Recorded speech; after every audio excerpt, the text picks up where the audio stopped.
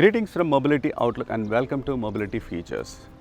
Daimler India Commercial Vehicles, part of Daimler AG, has completed 10 years of its operations in India in 2022. During the first 10 years, it has faced a lot of issues due to economical downturn and also the mother of all crisis, COVID-19. However, the company managed to overcome all the challenges and accomplish all the set targets. How was it possible for the company? Come, let's get into the factory and then check it out. Beginning its journey with brand unveil in 2011, DICV launched the first set of products in the India market in 2012. Within a year, it began its exports. In 2014, the company launched tractor-trailer, construction and mining trucks. A dedicated plant for making buses was inaugurated in 2015. In 2019, the company received the industry-first BS6 certification, though the implementation was from April 2020. It launched BS6 compliant vehicles ahead of timelines. Besides, it also introduced BharatBenz Exchange program. The year 2022 has been a significant year for DICV. In addition to completing 10 years of operations, it also launched 10 new models and rolled out 30,000 global medium-duty transmissions from the plant. The year also saw the company exporting 200 million parts. Today, cumulative exports stands close to 250 million parts.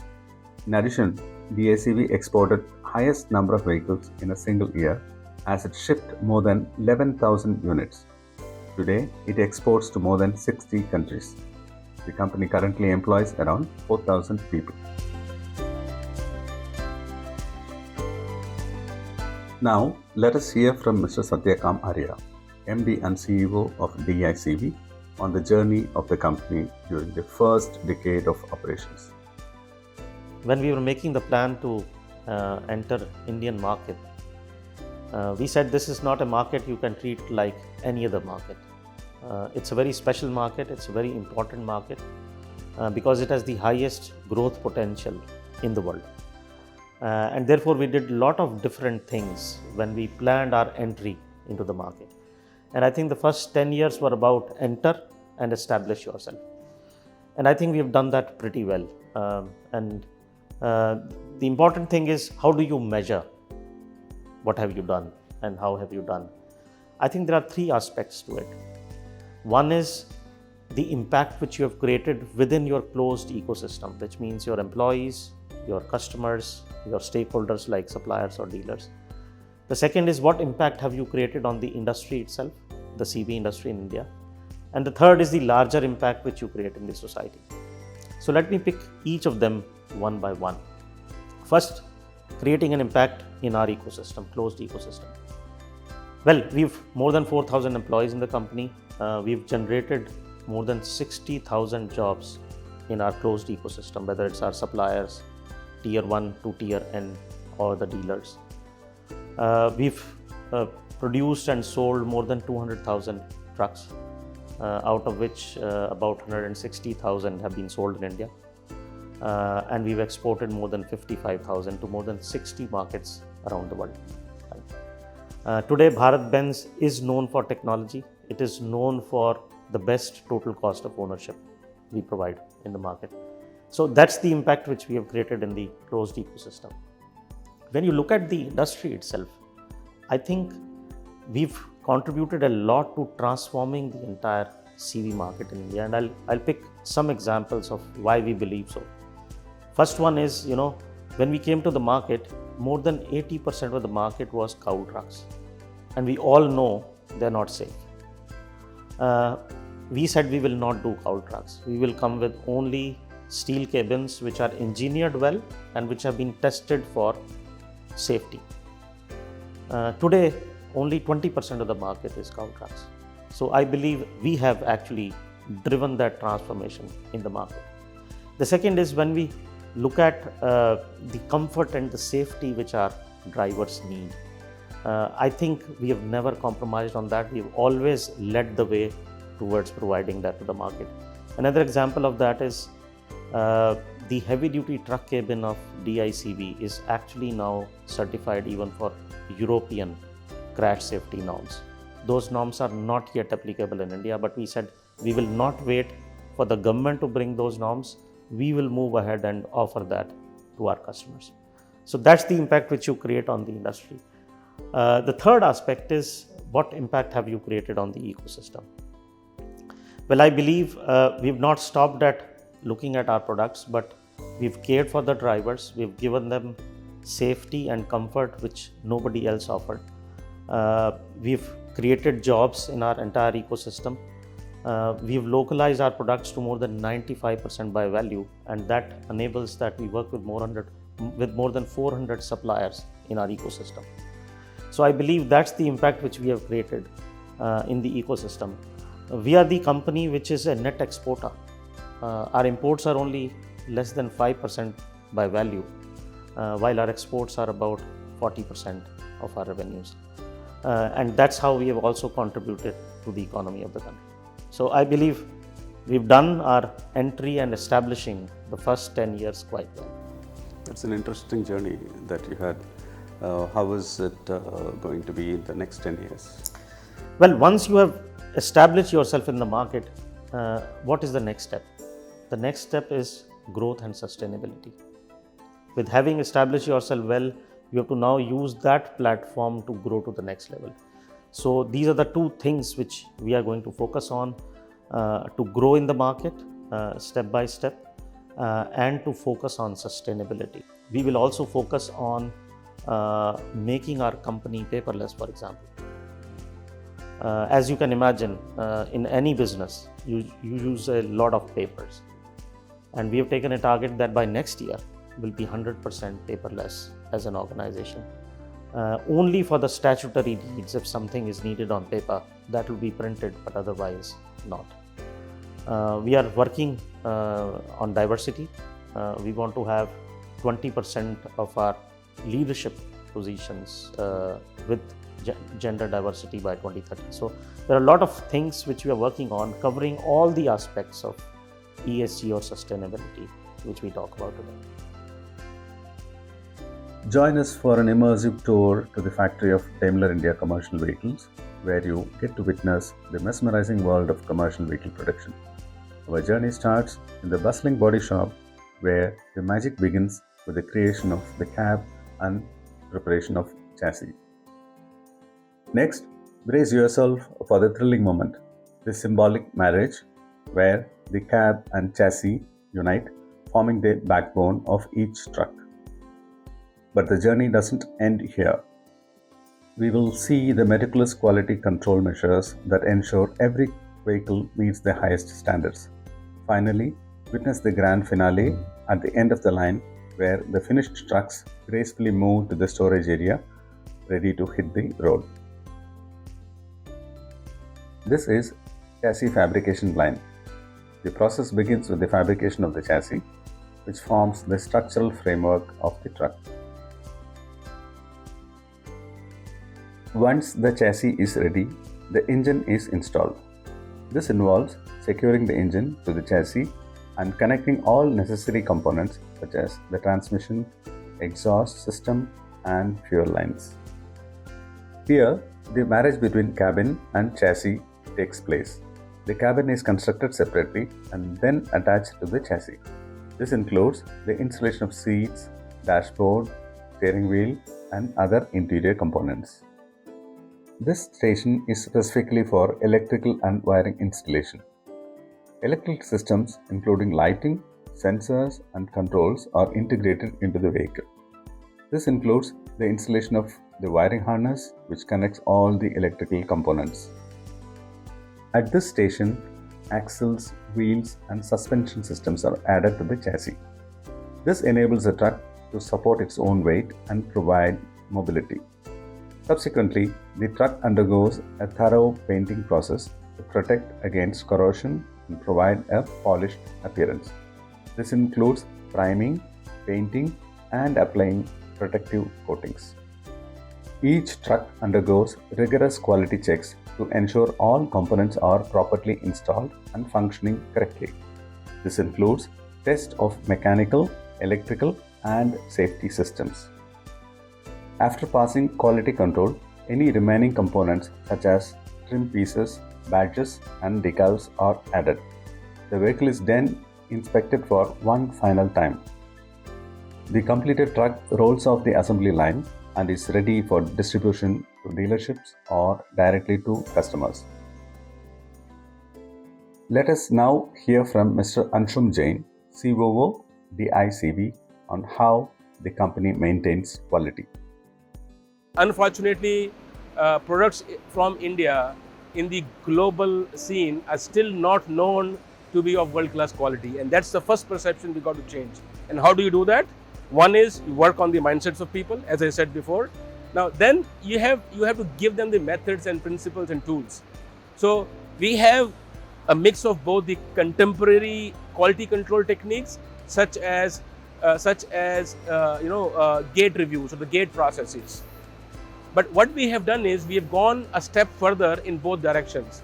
Even before a product comes to the line, okay, when something is on the line, we can always have stage gates, we can inspect and all that. But we have taken it both downstreams and upstream.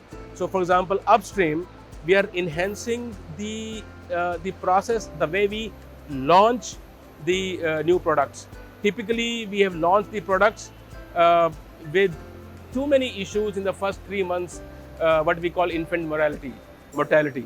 Now, what we are doing is we are making sure we strengthen the way we launch the products, so that even if there is extra bit of time which takes before launch, we don't encounter the problems during the production. That is one.